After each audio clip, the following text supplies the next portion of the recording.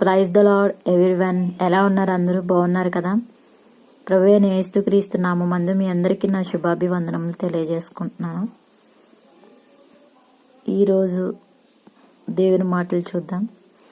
క్రీస్తు యేసునందు ఆయన మనకు చేసిన ఉపకారము ద్వారా అత్యధికమైన తన కృపా మహదైశ్వర్యమును రాబో యుగములలో కనుపరుచు నిమిత్తము క్రీస్తు యేసునందు మనలను ఆయనతో కూడా లేపి పరలోకమందు ఆయనతో కూడా కూర్చుండబెట్టాను. మీరు విశ్వాసం ద్వారా కృపచేతనే రక్షింపబడి ఉన్నారు.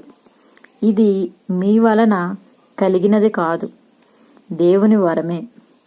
అది క్రియల వలన కలిగినది కాదు, గనుక ఎవడునూ అతిశయపడ వీలు లేదు. మరియు వాటి యందు మనము నడుచుకొనవలెనని దేవుడు ముందుగా సిద్ధపరిచిన సత్క్రియలు చేయుటకై మనము క్రీస్తు యేసునందు సృష్టింపబడిన వారమై ఆయన చేసిన పని అయి ఉన్నాము. ఆమేన్.